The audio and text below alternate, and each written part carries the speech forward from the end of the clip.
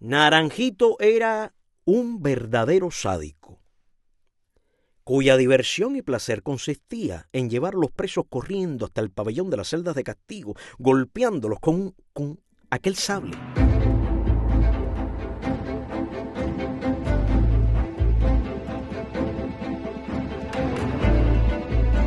Quinta entrega de Contra Toda Esperanza de Armando Valladares, en la voz de Yamil Cuellar. Muchísimas gracias por escucharme. Retomo la lectura en el mismo punto en que la dejé.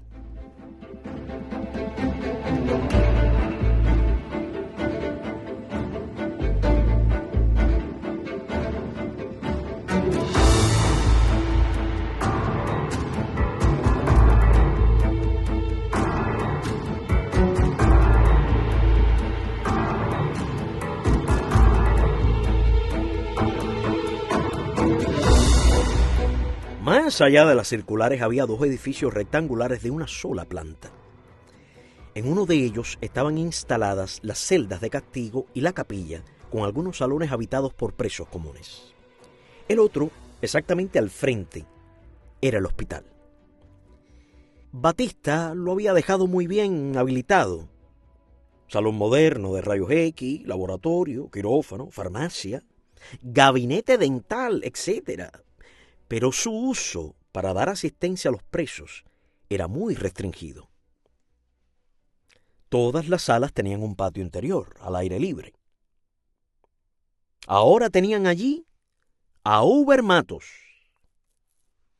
uno de los hombres que luchó junto a Castro en las montañas, que bajó con él de la Sierra Maestra, con el grado de comandante, bien ganado en combate, pero que discrepó de la orientación marxista de la revolución y escribió una carta a Castro renunciando a su grado y a su cargo de jefe militar del ejército rebelde de Camagüey. Castro lo acusó de ingrato y de traidor y lo envió a la cárcel, condenándolo a 20 años con varios de sus oficiales. Uber Matos tenía una vigilancia especial. No era custodiado por la guarnición del presidio, sino por un grupo escogido de la policía política. Castro temía las simpatías que el excomandante tenía dentro de las filas del ejército rebelde, y por esta razón sus carceleros eran cuidadosamente seleccionados. Su incomunicación con el resto de los presos era total. Hasta los alimentos se los entregaban crudos para evitar cualquier contacto con ellos.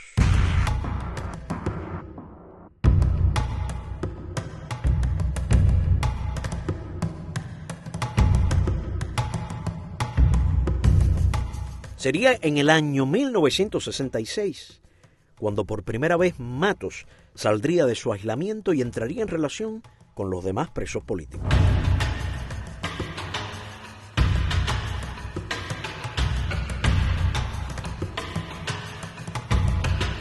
Una tarde, desde una ventana del quinto piso, gritaron que estaban sacando a los presos castigados. El pabellón de castigo y el hospital se veían perfectamente desde las circulares 3 y 4. Cada 2 o 3 meses, las autoridades sacaban a unos cuantos, generalmente cuando estaba muy lleno y necesitaban castigar a otros. En aquel grupo venían Cheo Guerra y Guillermo Díaz Lanz. Habían adelgazado hasta los huesos. Los ojos hundidos, con una palidez de cirio y los rostros cubiertos por unas barbas de meses que casi los hacía irreconocibles. Contaron las vicisitudes que habían pasado allí. Los presos comunes controlaban todas las actividades. Estuvieron encerrados en celdas con las puertas casi tapiadas por completo por una plancha de hierro, sin bañarse en todo el tiempo, sin saber nada del exterior.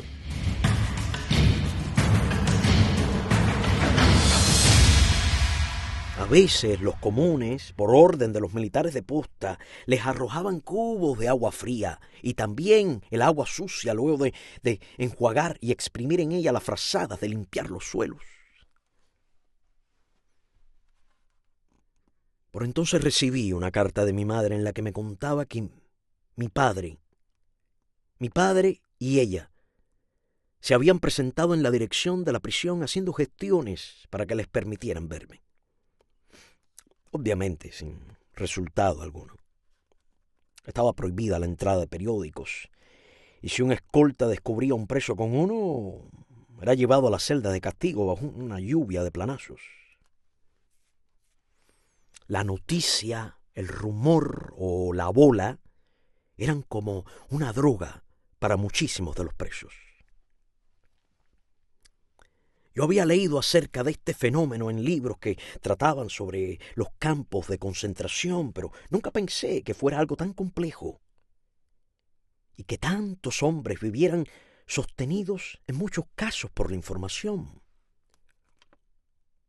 Los comunistas conocen muy bien esta necesidad y lo que significa como apoyo al prisionero, ya que lo mantienen en contacto con la realidad exterior. Precisamente todo lo que se hacía estaba encaminado a romper ese vínculo, para así aislar más al hombre encarcelado. En esta época, aún eran un poco torpes en esta práctica. Pero lentamente, a medida que los cuadros de las prisiones y de la policía política se fueron entrenando en la Alemania Oriental y en Checoslovaquia, las técnicas se hicieron más refinadas, más científicas, más inhumanas, más destructoras. En la Circular 3, Macurán, un exmilitar del derrotado ejército, había logrado armar un rudimentario radio que tenía locos a los soldados de la guarnición. Inútilmente hacían una requisa tras otra tratando de encontrarlo. Los presos habían logrado organizar un lenguaje de señas con las manos, similar al que emplean los sordomudos, pero mucho más simplificado, que permitía hablar con una rapidez asombrosa.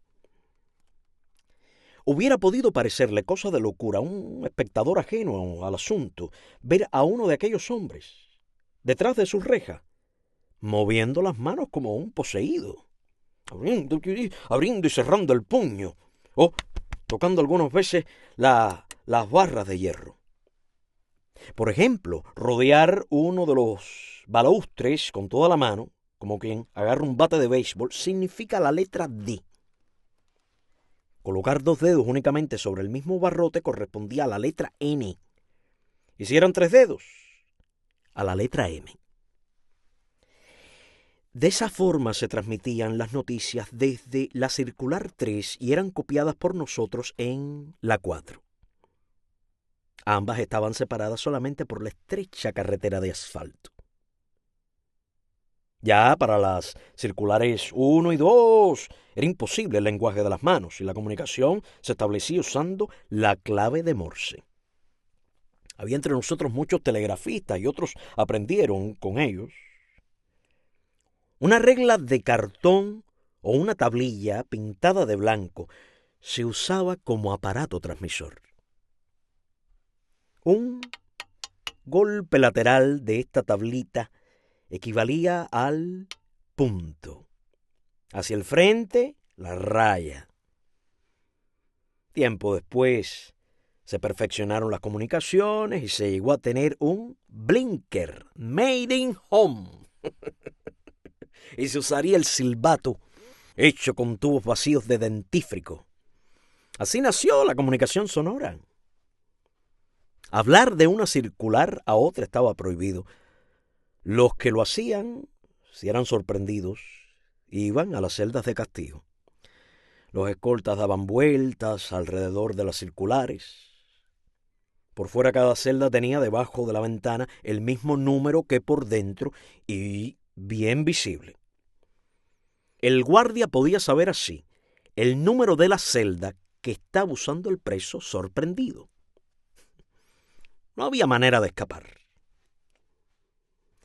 Cuando llegaban las noticias del radio de Macurán, de inmediato se hacían 6 copias, una para cada piso, y se leían en círculos pequeños. Había que vigilar al escolta de la torre, pero pocas veces en aquella época subían los guardias a la atalaya central. Las buenas noticias levantaban los ánimos por las nubes, y cuando se disolvía el grupo, se notaba en muchos un optimismo, una alegría extraordinaria. Había quienes seguían al que leía para volver a escucharlas. Era como una droga, como un vicio. Mantener las comunicaciones era tarea prioritaria en el preso, y se había logrado tender una línea entre las 2 circulares para el envío de cartas. Para lanzarlas muy dobladas, se usaba un tiraflecha fabricado con pedazos de liga, obtenidos de las gomitas de los equipos de sueros o de la goma que se ata en el brazo cuando va a inyectarse en la vena. El proyectil era un pedazo de plomo al cual iba atado un hilo fino. Este hilo se obtenía luego de una paciente labor, destejiendo un calcetín. Era un trabajo como el que se realiza en las hilanderías, pero al revés. También se usaban camisetas, sábanas o cualquier otro tejido. Los primeros intentos por lanzar uno de aquellos hilos no dieron resultado. El tiro era tan veloz que, por más cuidado que se pusiera en colocar el hilo a los pies del tirador, siempre se enredaba. Alguien pensó en los ovillos de las hilanderías que no se traban, y así se solucionó el problema. En un vaso cónico de aluminio se enrolló el hilo, tal y como viene de fábrica en los carreteles, una vuelta junto a la otra. Cuando se hizo el primer tiro, junto al lanzador había otro preso con la mano metida dentro del vaso, sujetándolo. El plomo salió disparado y detrás, con rapidez vertiginosa, se fueron desenrollando las vueltas, limpiamente. Del otro lado, para recibir el plomo, se sacaban 2 palos de escoba de una celda a la más próxima, unidos por otro hilo que era el que pescaba el plomo. Este sistema se fue perfeccionando y ya el último avance consistió en conseguir un nylon de pescar que tenía la ventaja de ser incoloro, lo que permitió dejarlo fijo. Y como estaba en el 5º piso, los guardias no podían verlo desde abajo.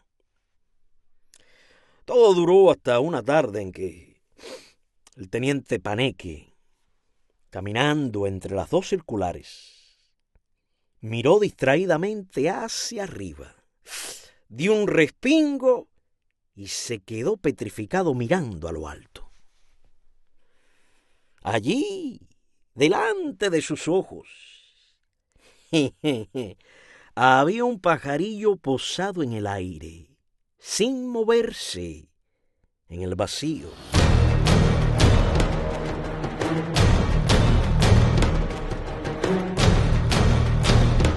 Así lo descubrieron. Un lindo y libre pajarillo nos echó a perder la línea con su idea de ponerse en ella. ¡Ay! ¡Requisa! ¡Requisa! ¡Requisa! Era el grito de alarma entre nosotros.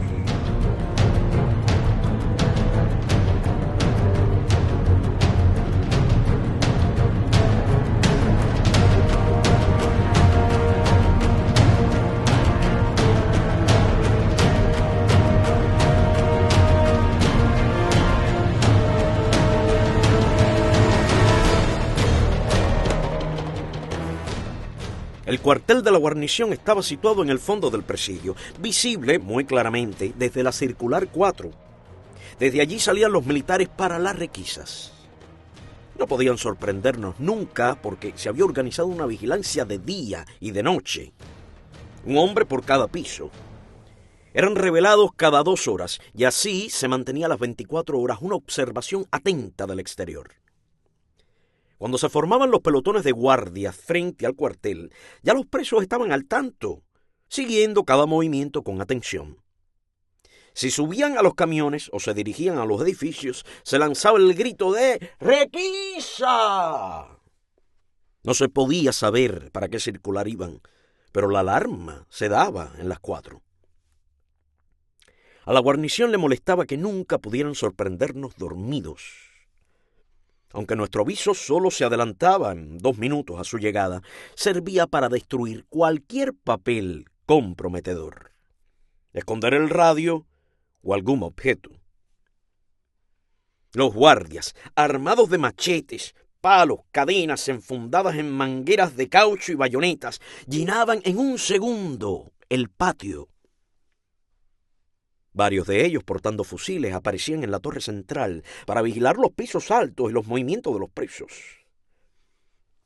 Si veían alguna operación sospechosa, disparaban un tiro de advertencia y apuntaban a la celda que fuera, gritándole al preso que levantara los brazos y que no se moviera hasta que los otros guardias que estaban abajo llegaran a su celda.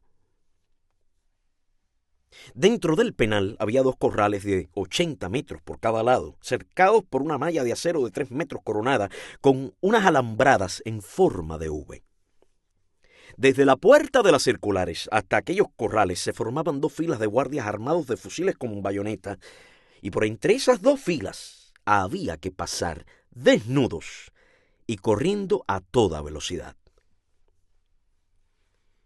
En el rastrillo se amontonaban los guardias y golpeaban a los que íbamos saliendo. Luego los guardias de las 2 filas nos pinchaban con las bayonetas en las nalgas y en los muslos, siempre por detrás. Cada requisa dejaba un saldo de más de 100 heridos a cuchilladas, además de los golpeados. Al regreso era lo mismo, y se encontraba uno a la circular como si por dentro hubiera pasado un huracán. En el patio se amontonaban la ropa, los zapatos, artículos de aseo que habían sido lanzados desde todos los pisos hacia abajo. Por esta razón se le ponía el nombre o el número del preso a todo, desde el cepillo dental hasta los calzoncillos y los calcetines. En cada requisa muchos encontraban las lonas o los sacos del camastro cortados con un tajo de bayoneta, o el azúcar volcado sobre la cama, o la leche en polvo que enviaban los familiares y que se administraba cuidadosamente para que durara 45 días, echada dentro del cubo de agua. Los paquetes de cigarrillos cortados a la mitad, lo mismo que los jabones. La tarea primordial, luego de la requisa, era la de curar a los heridos. Si algún caso era considerado grave por haber penetrado mucho la hoja de la bayoneta en la carne, se le comunicaba a los guardias de posta para que a su vez lo informaran al oficial superior, con el objetivo de que llevaran al herido al hospitalito, donde estaban concentrados los médicos presos. En las semanas siguientes, en nuevos grupos que fueron arribando a las circulares, vinieron más médicos.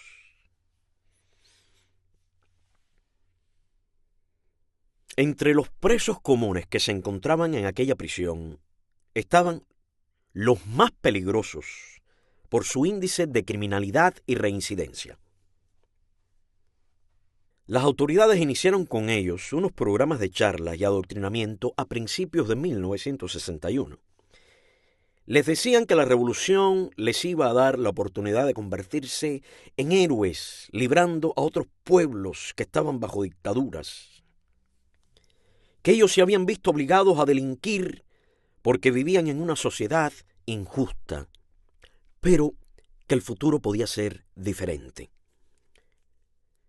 Luego prepararon militarmente a estos presos y los enviaron a una invasión a Santo Domingo para derrocar a Trujillo. La aviación del dictador dominicano los estaba esperando. Ni uno solo llegó a tierra.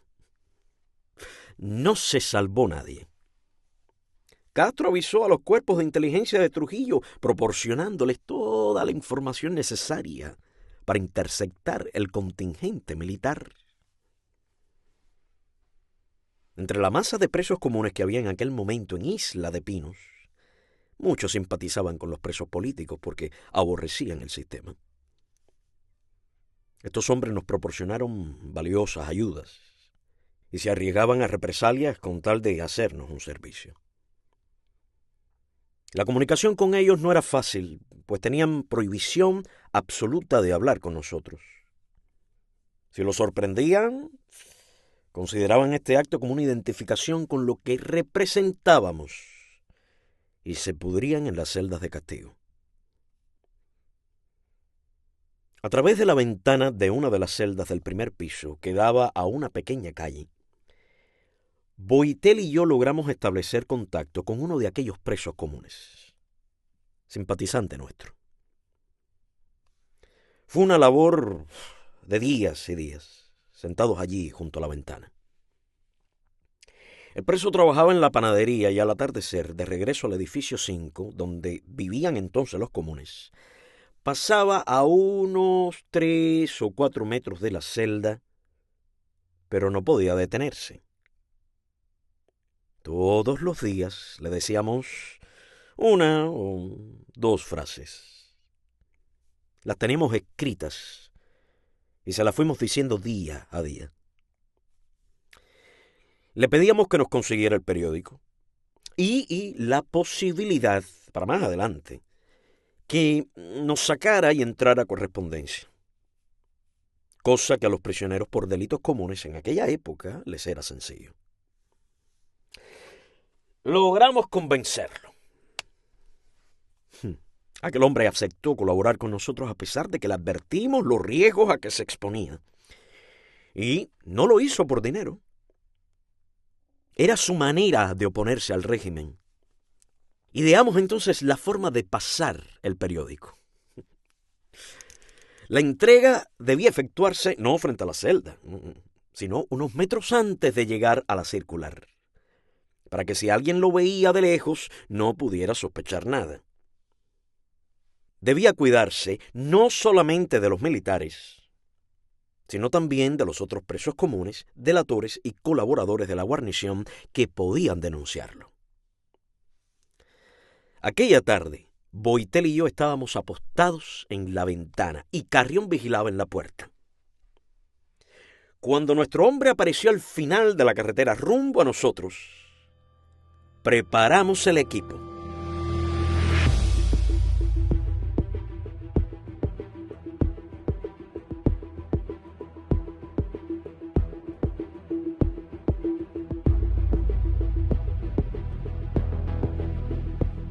El periódico lo recogíamos utilizando un hilo teñido de verde, con un plomo atado a la punta. Lo lanzábamos con un tiraflechas a través de los barrotes de la ventana. Yo efectué el tiro que llevó el hilo hasta el borde de la carreterita. Luego lo descolgamos en cantidad suficiente para que bajara pegado a la pared, que también estaba pintada de ese color, de modo que no podía distinguirse. Ya se acercaba nuestro amigo, mirando disimuladamente el borde de la carreterita. Boitel dio un leve tirón que movió las hierbas. Fue suficiente para que el hombre descubriera el hilo.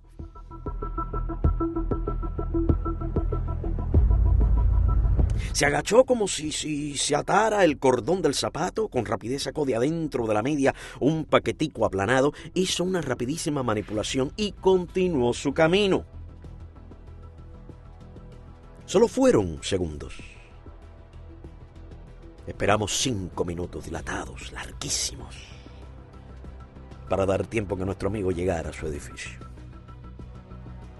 Entonces Boitel jaló muy lentamente el cordel.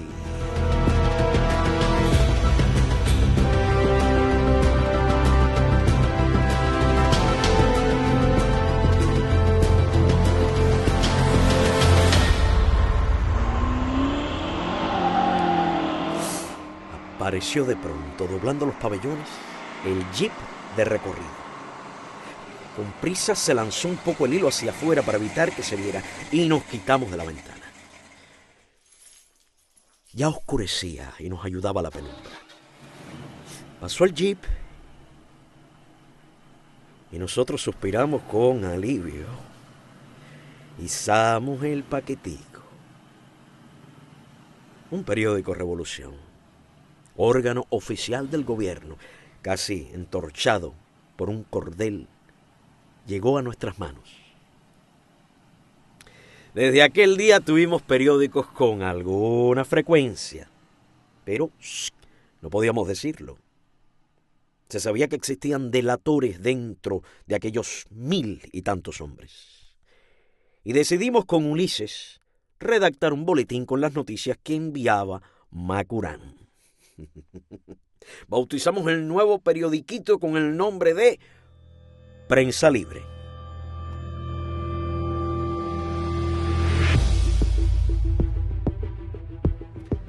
Los libros estaban prohibidos, solamente existían 2 que se habían salvado.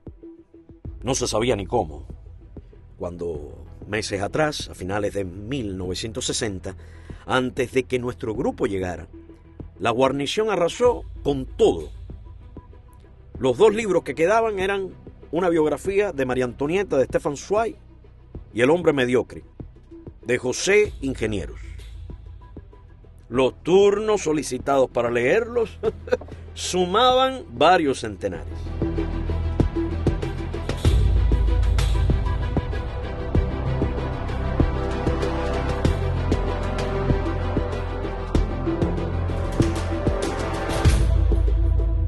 Noveno capítulo de Contra toda esperanza de Armando Valladares, titulado Suicidios y excrementos.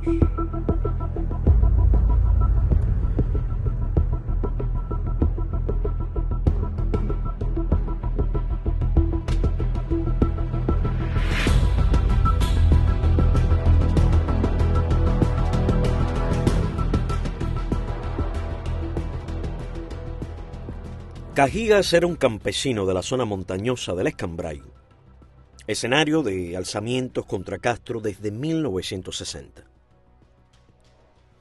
Varios de los hijos de este anciano se sumaron a aquellos grupos de patriotas que combatían el comunismo. Únicamente por esta causa, porque sus hijos estaban allí, en las montañas, y no habían podido atraparlos, detuvieron al viejo Cajigas, pensando que los muchachos se entregarían. Luego de interrogarlo, trataron de lograr información acerca de los contactos y los campamentos de alzados. Cajigas fue encarcelado en Isla de Pinos. Pero las torturas a que lo sometieron en los interrogatorios perturbaron sus facultades. Su mente no pudo soportarlo. Lo llevaron a la Campana, lugar de las estribaciones del Escambray, que utilizaron durante muchos años para fusilar a los que se oponían a Castro. Y allí fingieron fusilarlo con balas de salva. Esto lo desequilibró. No les importó que aquel pobre hombre no fuera otra cosa que un anciano agotado por una larga vida de trabajo. En la locura de Cajigas había una idea obsesiva: ver a sus hijos. Y constantemente se acercaba a las rejas de la entrada llamándolos. Los escoltas avisaban entonces al mayor y éste bajaba con otros presos que tomaban cariñosamente al viejo por los brazos y le hablaban como si fuera un niño para regresarlo a su celda. Muchas semanas antes se había comunicado la situación de aquel pobre viejo a la dirección del penal, pidiendo que lo trasladaran al hospitalito, donde seguramente podrían tratarlo mejor, o al hospital psiquiátrico de La Habana. Pero nunca respondieron. Cajigas vagaba no solo por el día, sino también en horas de la madrugada, cuando había orden de disparar sobre los que se atrevieran a descender al patio. Se advertía a los escoltas del rastrillo para que supieran que aquel anciano enloquecido que llegaba a la reja con los ojos vacíos y repitiendo siempre lo mismo: quiero ver a mis hijitos, quiero ver a mis hijitos.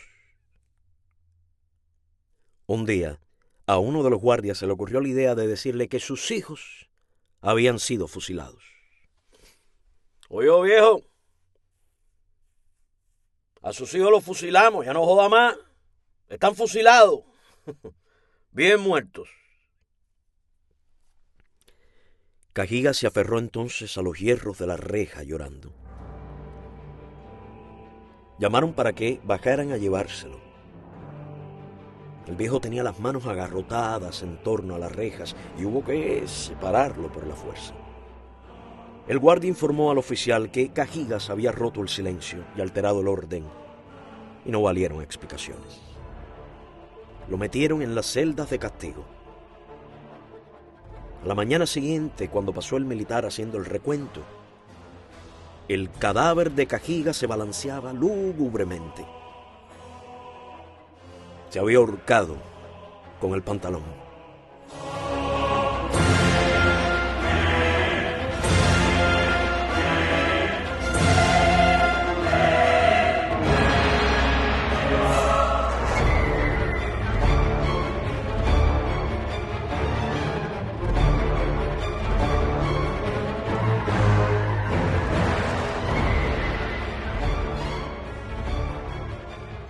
Los días se hacían largos y monótonos. Yo solía bajar al primer piso, a la celda de Gomila. Allí nos reuníamos un grupo de amigos, Cuco Muñiz, Domínguez, Vidal Morales, y pasábamos buenos ratos conversando. Cuco Muñiz era un viejo militante del Partido Auténtico, de los que se habían enfrentado a la dictadura de Batista y a la de Castro. Participó en actividades que trataban de impedir la consolidación del comunismo y fue detenido con Roberto Perdomo y otros revolucionarios que integraban los grupos de acción de dicho partido. Él también había sido detenido la misma madrugada que yo. Una de aquellas tardes, una ráfaga de ametralladora nos cortó la conversación. De pronto se generó un tiroteo tremendo.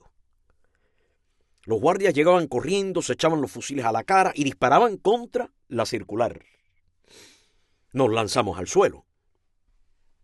Las balas entraban silbando por los cientos de ventanas y rechinaban cuando chocaban contra los hierros. Además del fuego de fusiles y metralletas, se escuchaba el tableteo de las ametralladoras de mayor calibre emplazadas sobre el cuartelito y en la garita de entrada. Aquello pudo durar 3 o 5 minutos. En la misma forma que comenzó, terminó. No supimos nunca la razón de que nos atacaran a tiros. Y aunque parezca increíble, no hubo un solo herido por impacto directo, sino solo por esquirlas. Los presos que estaban allí desde el 1 de enero de 1959 nos contaban de cuándo los sacaban a trabajos forzados. Pero desde finales de 1960 ya se había terminado aquella práctica. Entonces la población de presos por delitos comunes asumió todas las tareas de la cárcel: panadería, cocina, tejar, las canteras, etc. La escasez del agua continuaba. Los mayores de las circulares habían hecho 1000 gestiones, pero inútiles todas. Seguíamos sin bañarnos y con el racionamiento de un cubo por semana. Cuando el grito de requisa se escuchó, eran las 8 de la mañana, una hora a la que nunca solían practicar registros. El pelotón de unos 80 hombres, milicianos en su mayoría, armados con fusiles R2 y metralletas, se quedó frente a la reja. Aquello no era lo habitual, sino que se empujaran unos a otros, impacientes por entrar a agredirnos. Unos oficiales le entregaron al mayor una lista con la orden de que presentara inmediatamente a los que figuraban en ella. La lista incluía algunos de los que habíamos llegado de la cabaña, condenados a 20 y 30 años. Carrión, Boitel y yo éramos los primeros. Cuando terminó el llamado, abrieron el rastrillo y nos mandaron salir. Nos formaron de 2 en fondo. La tropa, con las bayonetas caladas, nos rodeaban. Unos nos miraban curiosos, otros con odio mal contenido. Este personal, dijo un sargento, saldrá todos los días a trabajar por orden del mando superior. Así que ya saben. Mañana cuando se les diga bajen, no esperen ni un minuto, porque van de cabeza para las celdas. Así que andando. Aquella medida desorientó a todos. Sin embargo, era un cambio dinámico dentro de la rutina de la prisión. Yo creí que iríamos a trabajar fuera del penal, cuando nuestra columna, flanqueada por los guardias, se dirigió hacia el fondo del presidio y pasamos por frente al hospital y los pabellones de castigo. Pensé que nos sacarían por la puerta de atrás, pero no fue así. Torcimos a la derecha, cruzamos ante la planta eléctrica y la panadería y aquí mandaron a hacer alto.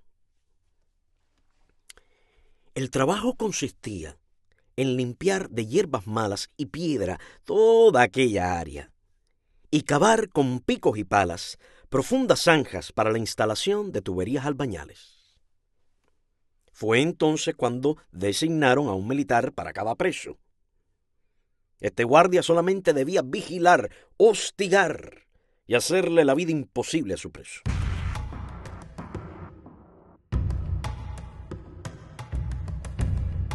Allí estaban, también prisioneros, 3 norteamericanos agentes de la CIA, Daniel Carswell, Eustace Dumbront y Edmund Taranqui, descubiertos cuando espiaban a la agencia de noticias chino-comunista Xinhua en el Hotel St. John. A uno de ellos lo obligaron a echarse encima un bulto de hierbas cortadas un par de días antes, donde pululaban las hormigas bravas, cuya picadura es dolorosa y urticante.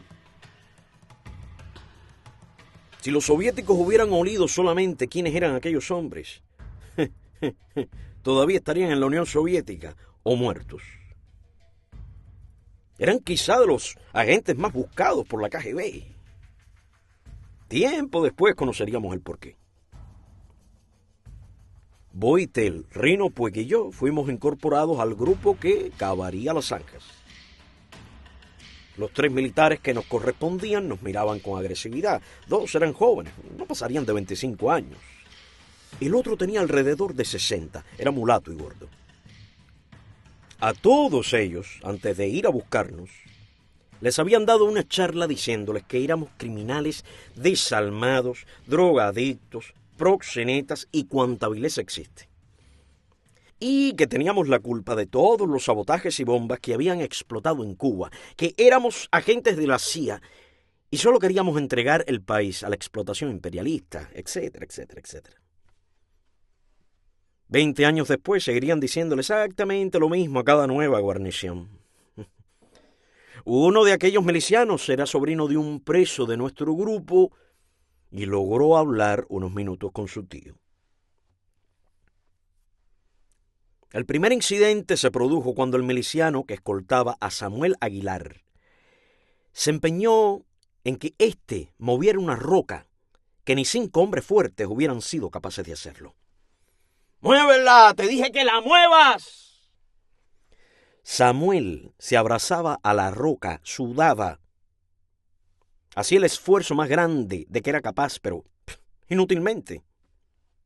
El miliciano se sentía comprometido con su propia orden. Ya algunos habían mirado hacia atrás y una orden dada por ellos había que cumplirla. Samuel jadeaba, apoyaba las manos contra la roca como quien empuja un automóvil. Su cuerpo estaba casi en línea paralela con el suelo. Le patinaban los zapatos en la tierra. Pero la enorme piedra ni se enteraba. Uno de los jefes militares se acercó y salvó la situación llevándose a Samuel a recoger las hierbas cortadas.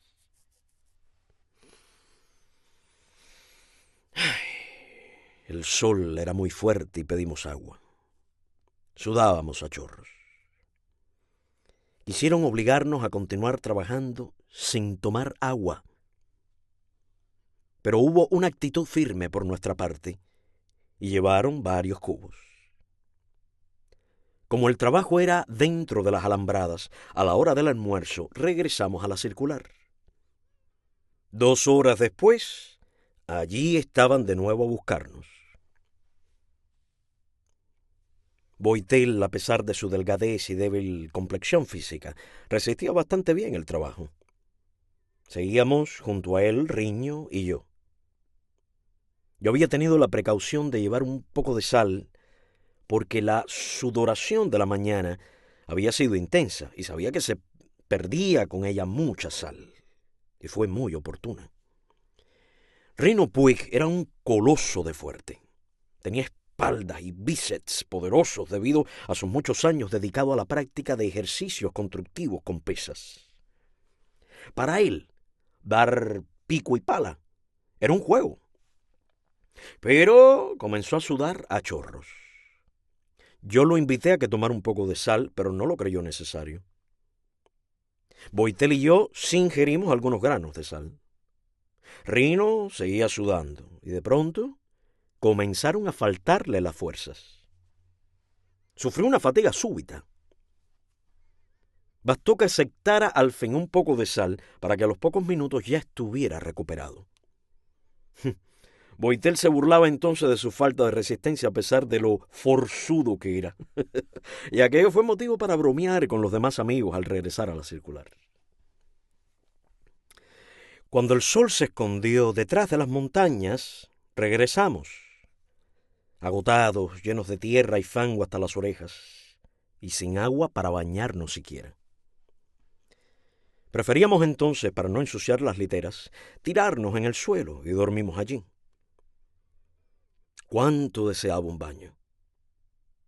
Pensaba en ello, algo tan simple, tan al alcance de cualquier hombre, por humilde y modesta que fuera su situación, y sin embargo, imposible para nosotros. Lo peor de aquellas jornadas era precisamente tener que quedarse así al regreso, apestoso del sudor y la grasa del cuerpo.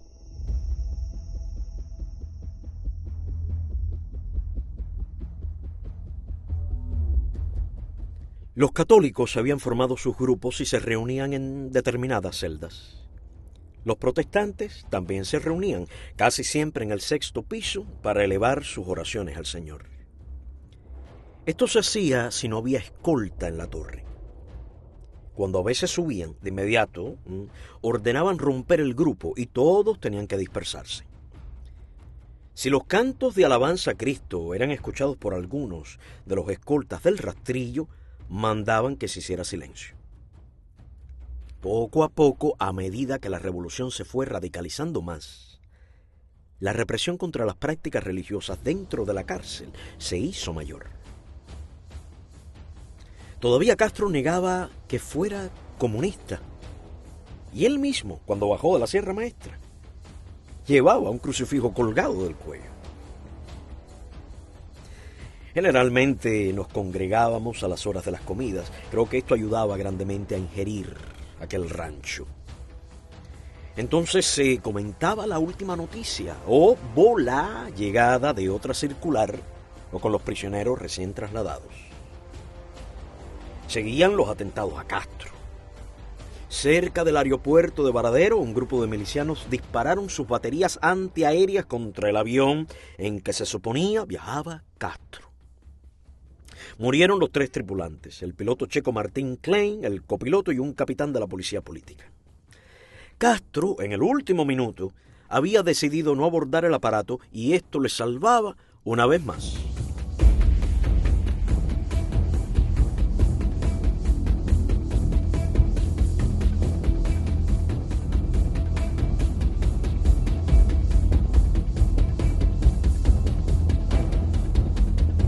Todos los milicianos que pertenecían a la dotación de aquella batería antiaérea fueron fusilados en el mismo pueblo. Esta práctica se llevó a cabo en toda la isla de Cuba.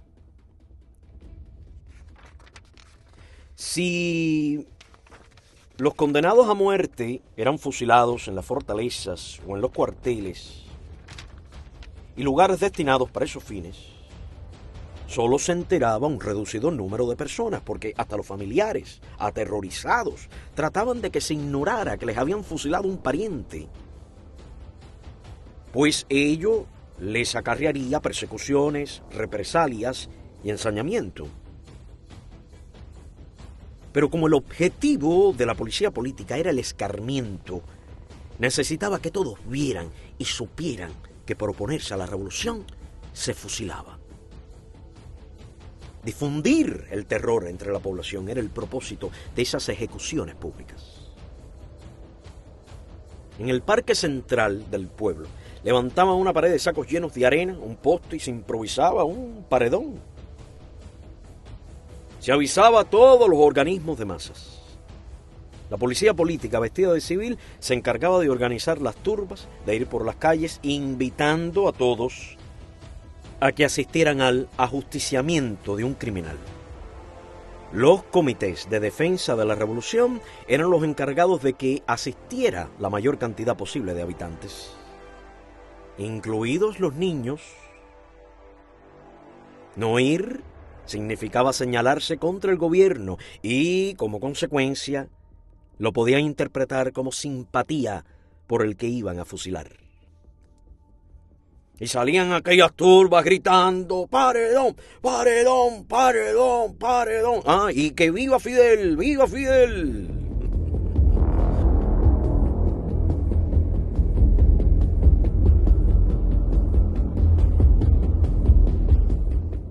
Muchos no sabían ni a quién iban a fusilar.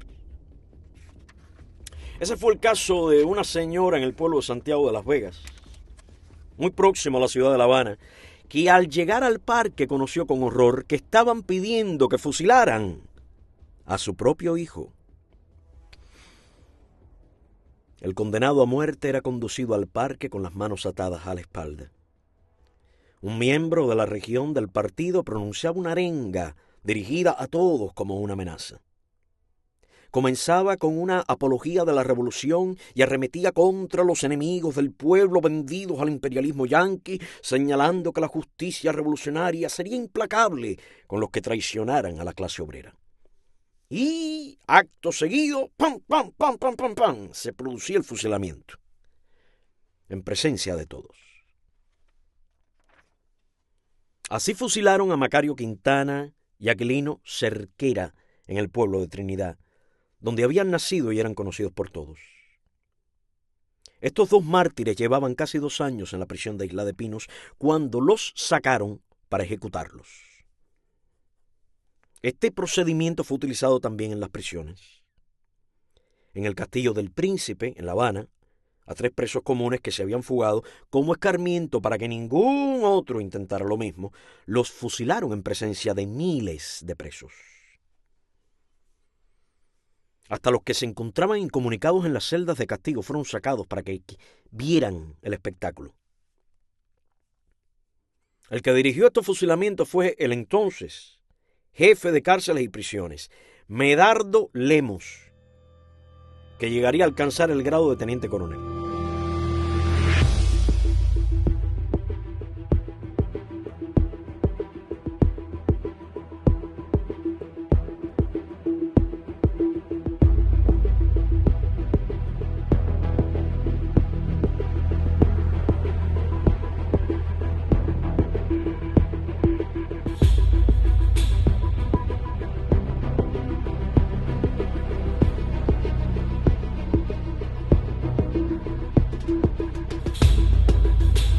Gracias, amigos y amigas, hasta aquí la 5ª entrega de Contra Toda Esperanza de Armando Valladares. Muchísimas gracias por acompañarme hasta este punto de la lectura. Pasen todos un feliz, hermoso día, aunque sea de noche, y regreso el próximo lunes con una entrega más de este grandísimo testimonio.